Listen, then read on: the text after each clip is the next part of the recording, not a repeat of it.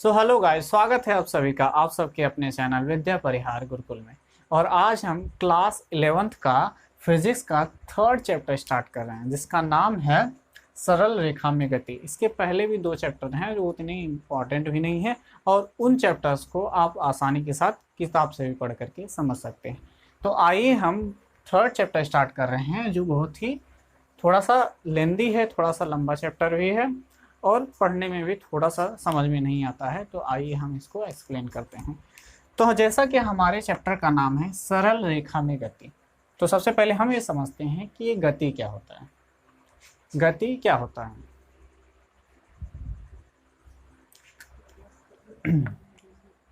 किसी वस्तु के में अगर ये मान लीजिए ये ए पॉइंट है, ये आपका बी पॉइंट है।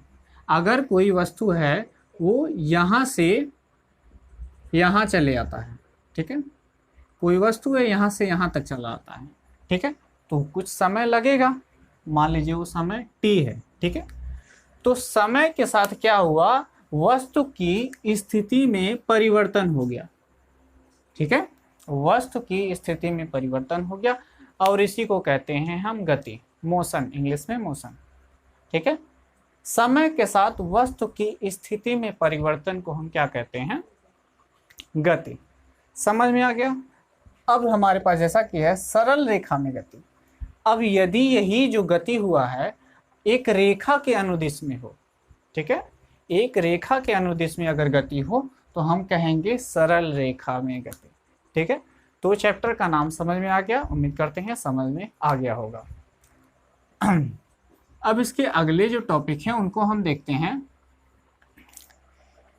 पहला जो है उसको हम बोलते हैं दूरी, दूरी, और एक है विस्थापन, एक है विस्थापन, एक दूरी है, एक विस्थापन है, ठीक। विस्थापन और दूरी में क्या अंतर है, ठीक है। किन्हीं दो बिंदुओं या फिर किन्हीं दो वस्तुओं के बीच की लंबाई को हम दूरी कहते हैं। और विस्थापन क्या होता है? किन्हीं दो बिंदुओं या किन्हीं दो वस्तुओं के बीच की न्यूनतम दूरी को हम विस्थापन कहते हैं। एक एग्जांपल से समझते हैं। हमारे पास एक पॉइंट यहाँ पे ए है, ठीक है, यहाँ पे बी है, ठीक है, और यहाँ पे कोई मान लीजिए कोई लड़का खड़ा है, ठीक है। पहले वो ऐसे जाता है सीधा सीधा, ठीक है, फिर वो ऐसे घूमते हुए जाता है, ठीक है, फिर एक बार ऐसे जाता है, ठीक है। तो यहाँ पे ये भी डिस्टेंस है, ये भी डिस्टेंस है। डिस्टेंस मीन्स दूरी, तो ये दोनों दूरी है, लेकिन ये जो है वो डिस्प्लेसमेंट है, ठीक है, यानी विस्थापन। इसमें क्या हुआ, ये भी दूरी है, ये भी दूरी है, और ये जो इनके बीच की ए और बी के बीच की जो न्यूनतम दूरी है, ठीक है, उसको हम बोलते हैं विस्थापन, ठीक है। समझ में आ गया? किन्हीं दो बिंदुओं के, ठीक है, बीच की न्यूनतम दूरी को हम विस्थापन बोलते हैं। इसको एक और पॉइंट से बोला जाता है, एक और तरीके से बोला जाता है। क्या बोलता है? तो ये बोला जाता है प्रारंभिक और अंतिम बिंदुओं के बीच की दूरी या फिर अंतिम बिंदु तक की दूरी को हम क्या कहते हैं? विस्थापन। लिखवाना पड़ेगा। विस्थापन समझ में आ गया? चलिए, दूरी क्या होता है? ये भी दूरी है, ये भी दूरी है। अच्छा, यहाँ पे जो ए और बी की जो न्यूनतम दूरी है, विस्थापन, इसको हम दूरी भी बोल सकते हैं, ठीक है। ये भी दूरी है, ये भी दूरी, ये भी दूरी है, लेकिन ये जो दूरी है, ये जो डिस्टेंस है, वो न्यूनतम दूरी है, इसलिए हम इसको विस्थापन भी बोलते हैं, ठीक है। एक बात याद रखिएगा, जो दूरी होगा वो चाहे तो हमेशा बड़ा होगा विस्थापन से,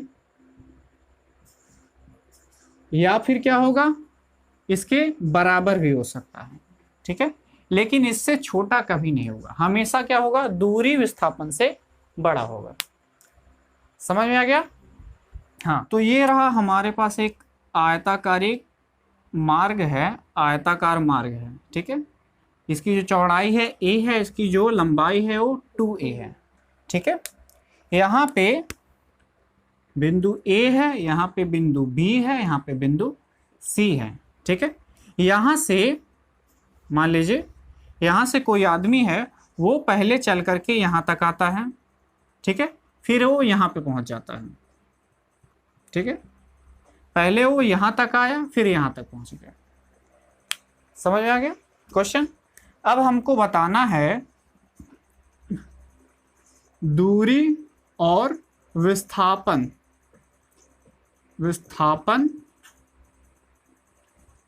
दूरी और विस्थापन का अनुपात बताना है। ठीक है, दूरी और विस्थापन का अनुपात। अच्छा, इसका दूरी कितना होगा? ये पहले 2a चला फिर a चला, यानी दूरी कितना हो गया?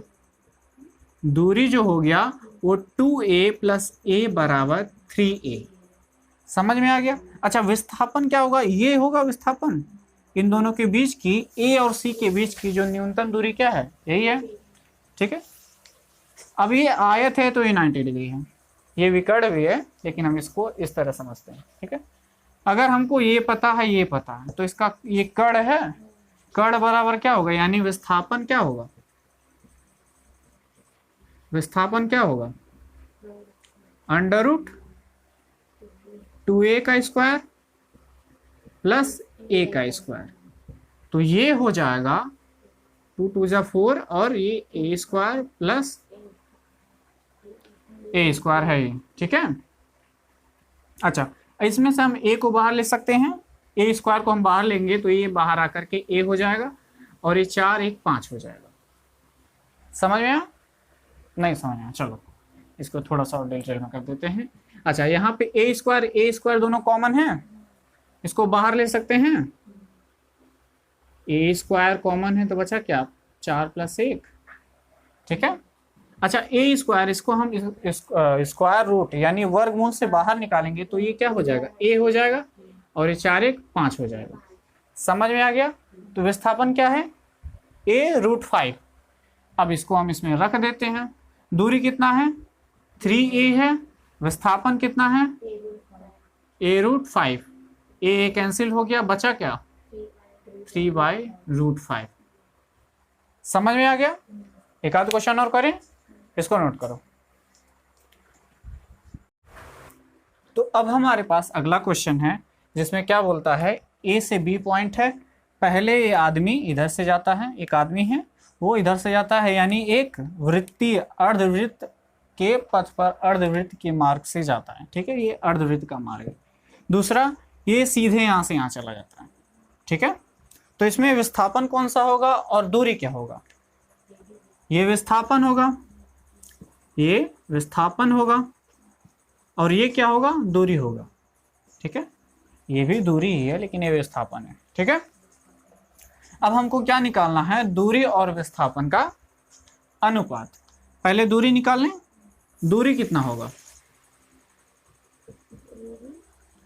दूरी कितना होगा? एक वृत्त का परिमाप कितना होता है? वृत्त का परिमाप यानी पूरा माप, ये 2πr होता है। एक वृत्त का परिमाप कितना होता है?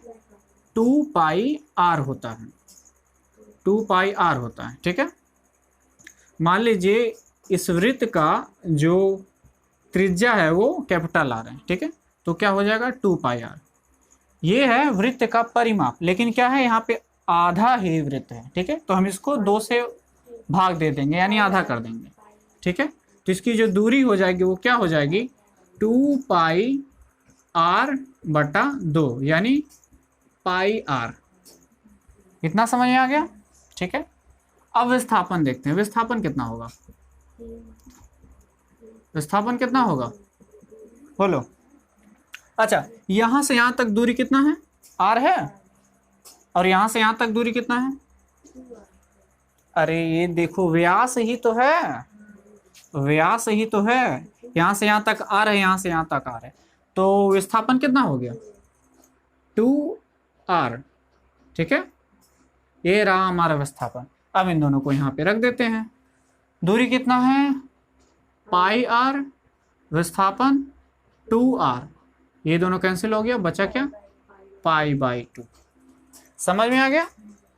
अगला क्वेश्चन ले, नोट करो उसको। तो अब हमने दूरी देख लिया और विस्थापन देख लिया। अब हमारे पास जो अगला टॉपिक है उसको देखते हैं, वो है स्थिति समय ग्राफ। स्थिति समय ग्राफ, इसको XT ग्राफ भी बोलते हैं। अच्छा, ये ग्राफ क्या होता है इसको देखते हैं।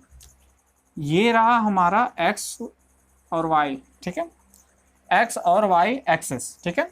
यहाँ पे हम जो एक्स एक्सिस है, ठीक है, यक्स अक्ष है, उसको हम टी यानी समय बोलेंगे, इसको हम समय बोलेंगे, ठीक है। और ये जो वाई अक्ष है इसको हम यक्स यानी दूरी बोलेंगे, ठीक है। समझ में आ गया? ये एक्स है, ये टी है, इसीलिए इसको हम एक्स टी ग्राफ भी बोलते हैं। समझ में आ गया? चलो, अच्छा, अब ये जो गति है इसके 3 रूप हो सकते हैं। पहला, मान लो कोई वस्तु रुकी हुई है, ठीक है, मान लो यहाँ पे कोई ए पॉइंट है, कहीं पे दिल्ली, बम्बई, आगरा, कुछ भी, वहां पे रुकी हुई है। समझ आ गया? तो अगर यहाँ पे कोई वस्तु रुकी हुई है तो इसका ग्राफ कुछ ऐसा बनेगा।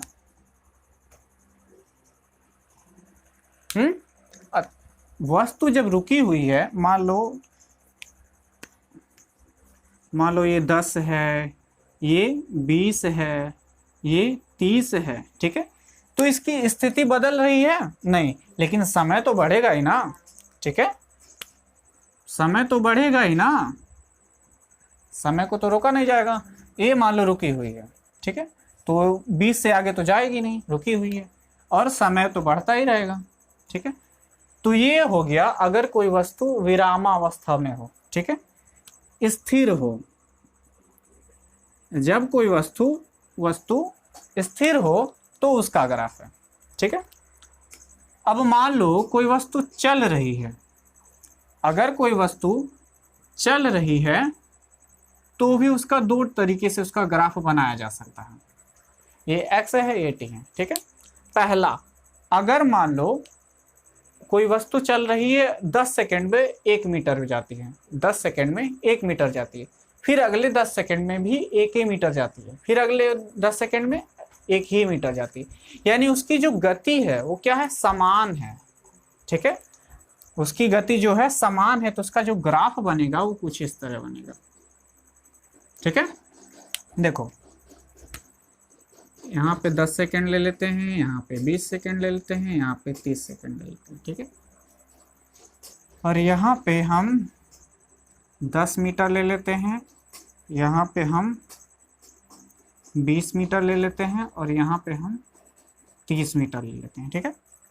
अब यहाँ पे देखो 10 सेकंड में कहाँ पहुंची, 10 सेकंड में कहाँ पहुंची, 10 मीटर, ठीक है। फिर क्या हुआ, 20 सेकंड में कहाँ पहुंची, 20 मीटर, ठीक है। फिर अगले 10 सेकंड में वो 30 मीटर पहुंच गए। यानी क्या होगा कि इसकी जो गति है वो एक समान है, ठीक है। अगर वो 10 मीटर पे 10 मिनट में, 10 सेकंड में, या फिर 10 मिनट में 10 मीटर जा रही है, ठीक है, तो अगले 10 सेकंड में भी 10 ही मीटर जा रही है, ठीक है। तो इस तरह के गति मतलब इस तरह के ग्राफ को हम क्या बोलते हैं, एक समान गति। जब एक समान गति हो तो इसका ग्राफ कुछ ऐसा बनेगा। एक और कंडीशन है, उसको भी देख लेते हैं। एक और कंडीशन, उसको हम देख लेते हैं। ये t हो गया, ये x हो गया, ठीक है। अब मान लो कोई कार चला रहा है, फिर कोई बाइक वगैरह चला रहा है, तो ऐसा तो होगा नहीं कि 10 सेकंड में वो 10 मीटर गया, फिर अगले 10 सेकंड में 10 मीटर जाए। मान लो बीच में कोई आ गया तो वो रुकेगा ना, तो उसकी जो गति होगी कुछ कम होगी, फिर ज़्यादा होगी, कुछ कम होगी, कुछ ज़्यादा होगी, ऐसा कुछ होगा ना, ठीक है।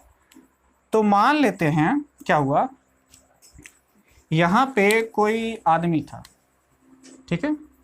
पहले तो अपने मान लो बाइक चला रहा है, फिर कार चला रहा है, ठीक है। तो पहले उसका जो गति था वो धीरे धीरे था, उसकी जो स्पीड थी धीरे धीरे थी।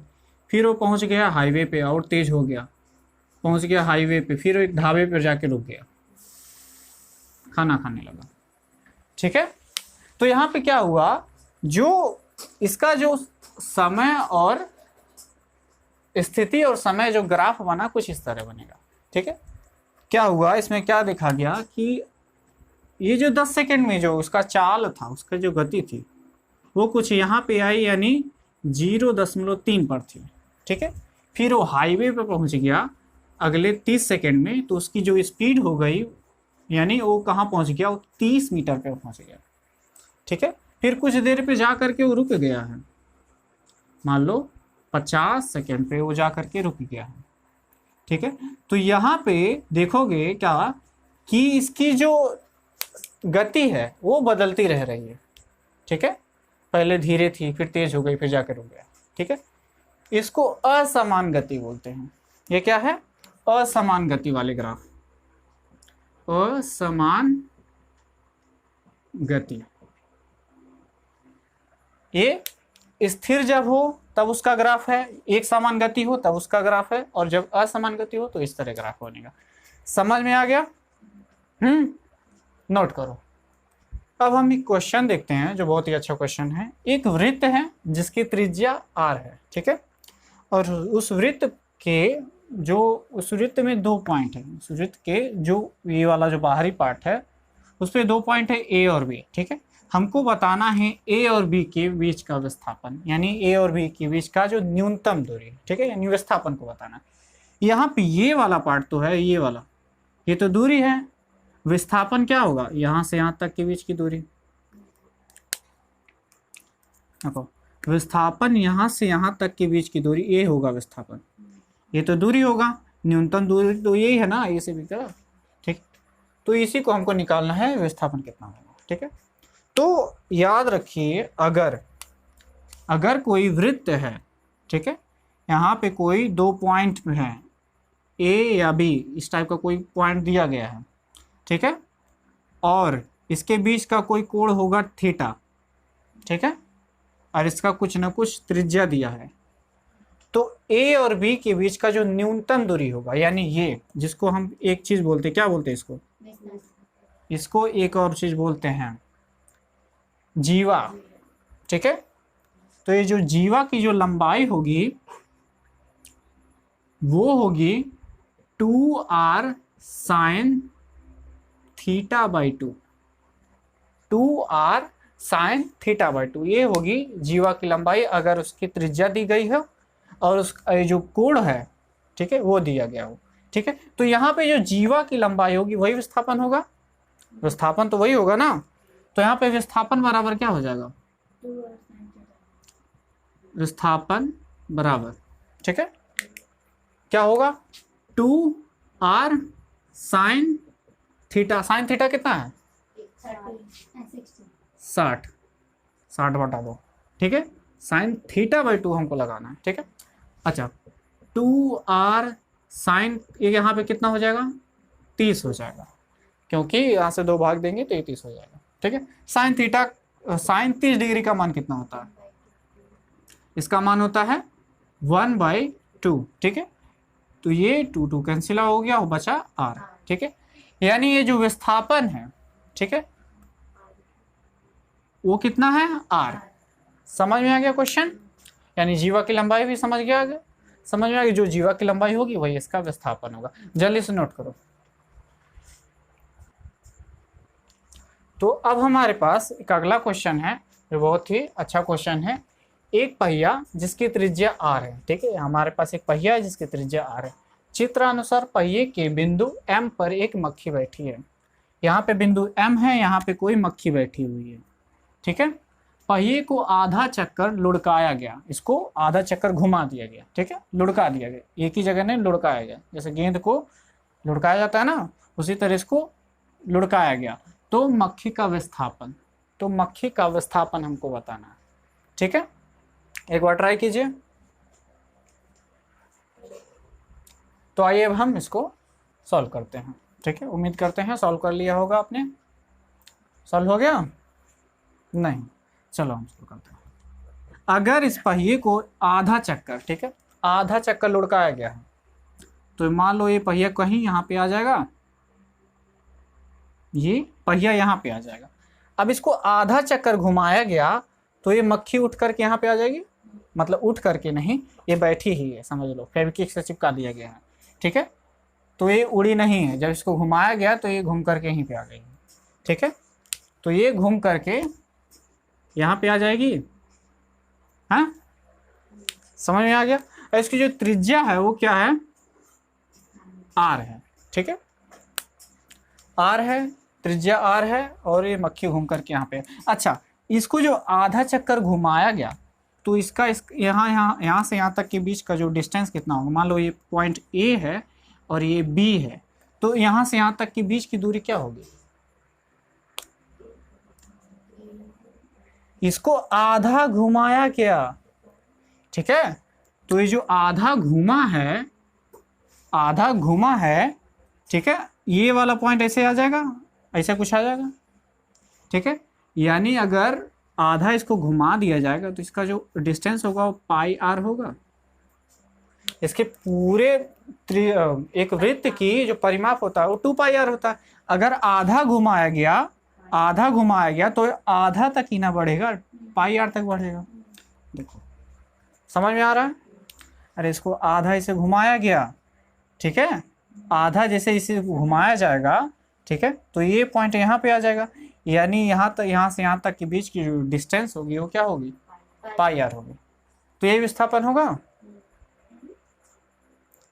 विस्थापन ये होगा नहीं, ये विस्थापन नहीं होगा, क्योंकि ये देखो, ये यहाँ से ये इस पॉइंट और इस पॉइंट के बीच की जो डिस्टेंस होगी, ठीक है, ये जो दूरी है वो यहाँ से यहाँ तक के बीच की दूरी।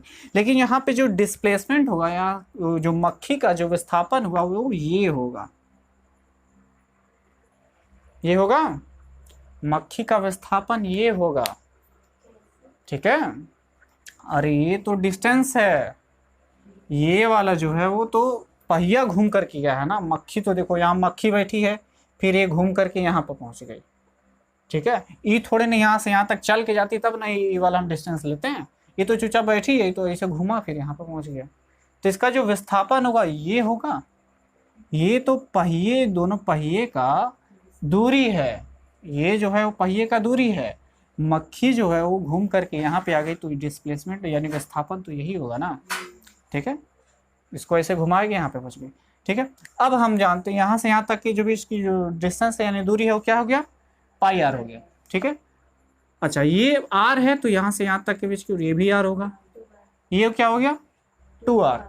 अच्छा, यहाँ पे कुछ इस तरह बन गया है एंगल, ठीक है, ये कुछ थीटा होगा, ये 2 आर हो गया, ये पाई आर हो गया।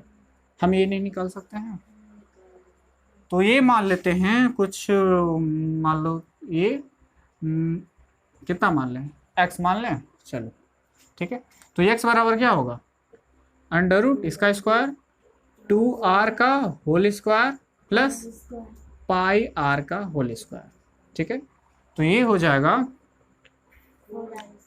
4r square plus pi square r square, ठीक है। अरे पाई का भी स्क्वायर होगा ना। अच्छा, यहाँ पे दोनों आर स्क्वायर, ये भी आर स्क्वायर, इन दोनों को हम बाहर ले सकते हैं, कॉमन है, ये हो जाएगा 4 प्लस ये हो जाएगा पाई का स्क्वायर। आर स्क्वायर को हम बाहर लेंगे तो ये क्या हो जाएगा, आर हो जाएगा, अंदर क्या बचेगा 4 प्लस पाई का स्क्वायर, ठीक है। यही हो गया विस्थापन, विस्थापन तो ये होगा ना। हाँ, तो ये हो गया क्वेश्चन सॉल्व। चलिए इस नोट करो, अगला देखते हैं। अब हम अपने अगले टॉपिक्स को देखते हैं। अगला टॉपिक है चाल है और वेग है।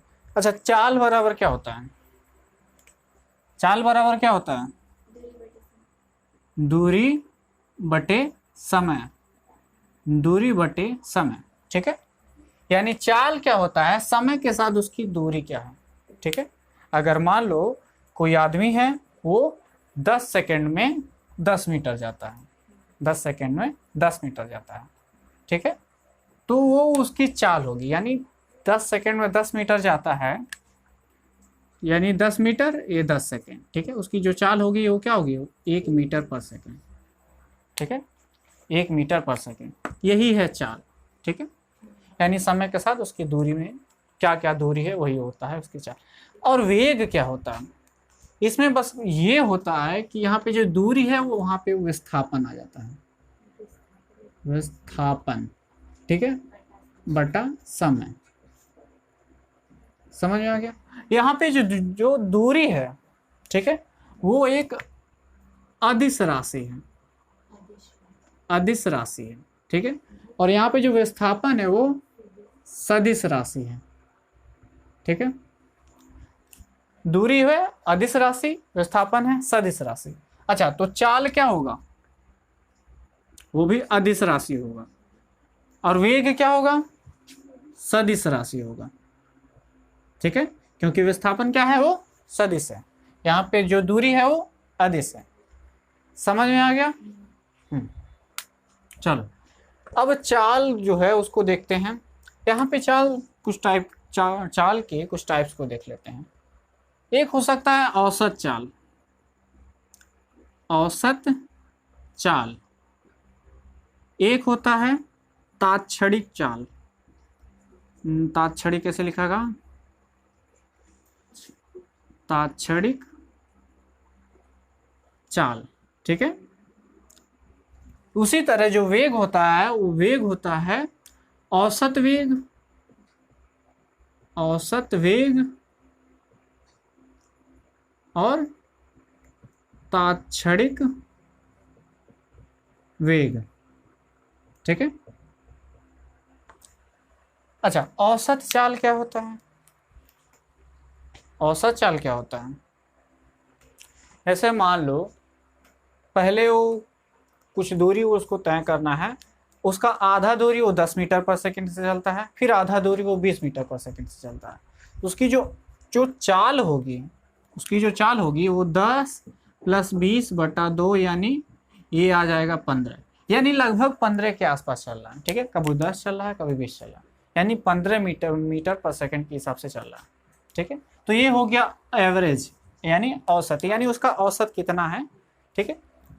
उसी तरह औसत वेग भी है, यानी उसका औसत वेग क्या है, पहले कुछ था, फिर बाद में कुछ हो गया, फिर बाद में कुछ हो गया, फिर बाद में कुछ हो गया, ठीक है। तो उन सभी को जोड़ करके जितने बार बदला होगा उसे से डिवाइड कर देंगे। जैसा कि यहाँ पे 2 बार बदला था, एक बार 10 मीटर पर सेकंड था, एक बार 20 मीटर पर सेकंड था। 2 बार था इसलिए हम उसको 2 बार से डिवाइड कर लिए, यानी 2 से डिवाइड कर लिए। अगर यही 3 बार होता, यानी पहले 10 मीटर पर सेकंड से चलता, फिर 20 मीटर पर सेकंड से चलता, फिर 30 मीटर पर सेकंड से चलता, यानी तब हम इसको क्या करते, 30 से डिवाइड करते, 30 से भाग देते हैं, ठीक है।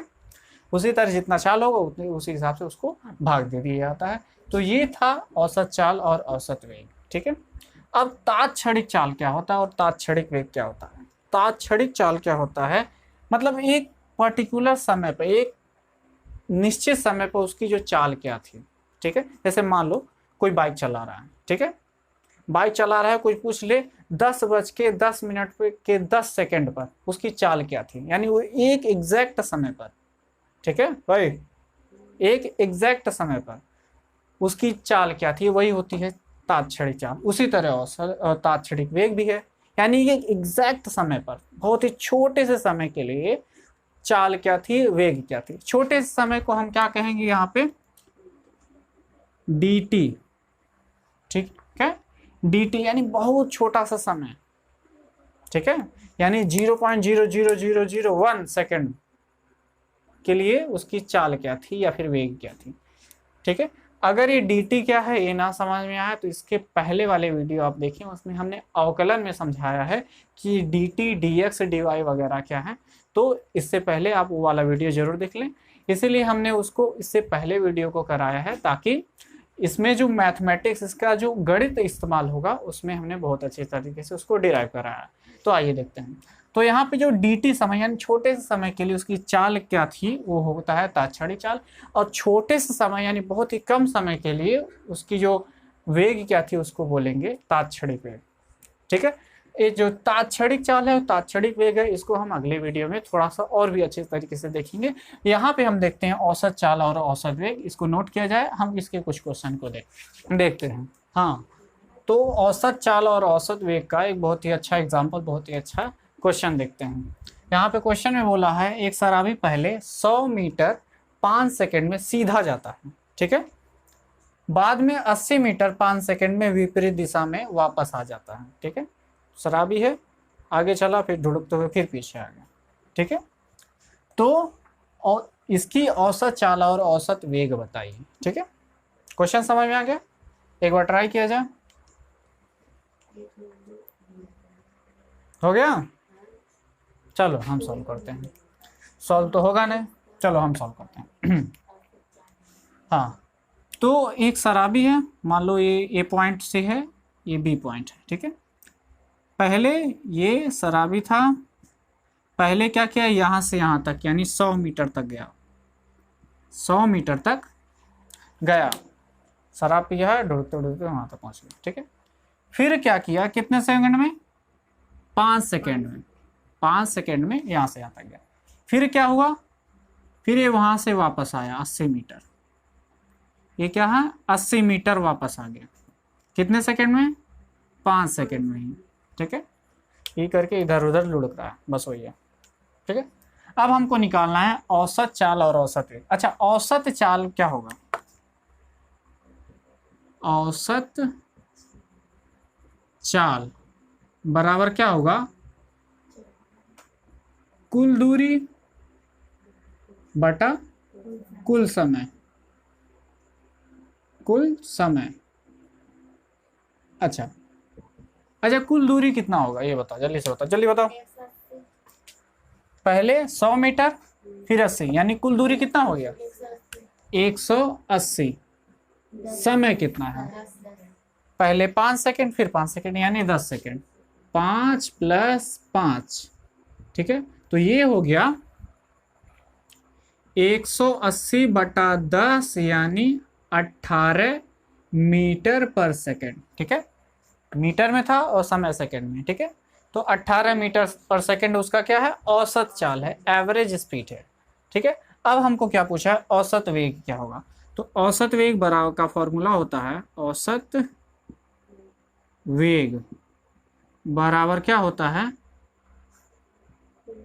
कुल विस्थापन। चलो इसको विस्थापन ही लिखते हैं, ठीक है।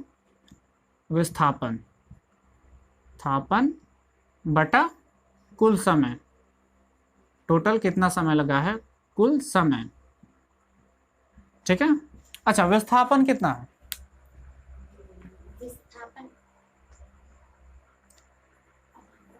विस्थापन क्या होता है, प्रारंभिक और अंतिम बिंदु की बीच की दूरी। प्रारंभिक ये है, अंतिम ये है, इसको सी मान लेते हैं।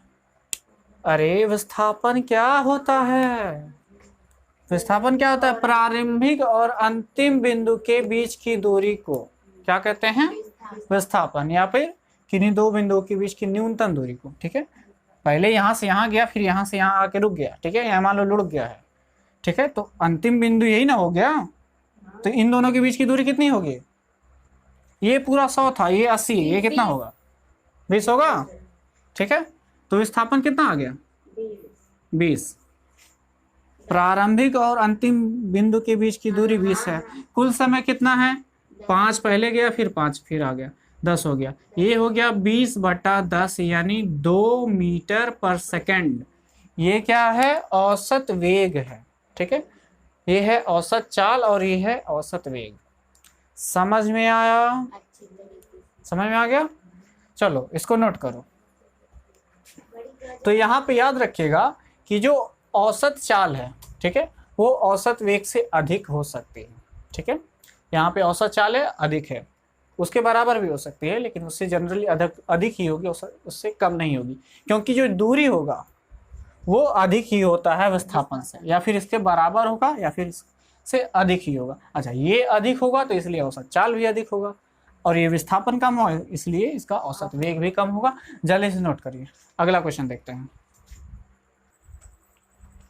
तो अब हमारे पास अगला क्वेश्चन है, वो है एक साइकिल सवार 3 समान दूरियां, वो समान दूरियां क्यों क्या है, 100 मीटर की, 100 मीटर की, ठीक है, क्रमशः 25 मीटर पर सेकंड, 50 मीटर पर सेकंड तथा 20 मीटर पर सेकंड की चाल से तय करता है, ठीक है। यानी पहले 25 मीटर पर सेकंड से चलता है, फिर उसके बाद 50 मीटर पर सेकंड से चलता है, फिर 20 मीटर पर सेकंड से चलता है, ठीक है। तो साइकिल सवार की औसत चाल ज्ञात कीजिए, औसत चाल हमको निकालना है, ठीक है। एक बार ट्राई कर लीजिए वीडियो को पॉज करके। तो उम्मीद करते हैं आप लोगों ने सॉल्व कर लिया होगा। आइए हम देखते हैं। हाँ, तो 3 समान दूरियां, यानी ये, ठीक है, तीनों समान दूरियां क्या है, 100-100 मीटर की हैं। 100 मीटर ये है, 100 मीटर ये है और 100 मीटर ये भी है। ठीक है, पहले यहाँ से यहाँ तक का जो चाल है क्या है, जो चाल है स्पीड है वो क्या है 25 मीटर पर सेकेंड। फिर उसके बाद यहाँ से यहाँ तक की जो चाल है इसको ए ले लेते हैं, बी ले लेते हैं, सी और डी। ठीक है, और यहाँ से यहाँ तक की जो चाल है वो है 50 मीटर पर सेकेंड और यहाँ से यहाँ तक की जो चाल है वो है 20 मीटर पर सेकेंड। ठीक है, अब हमको निकालना क्या है औसत चाल। औसत चाल बराबर क्या होता है, चाल बराबर होता है कुल दूरी बटे कुल समय, यही होता है कुल समय। ठीक है, अब हमको ये तो पता है कुल दूरी कितना है, कुल दूरी कितना है 100 100 100 तीनों को जोड़ देंगे कितना हो जाएगा 300। ठीक है, कुल दूरी पता है, कुल समय हमको नहीं पता है।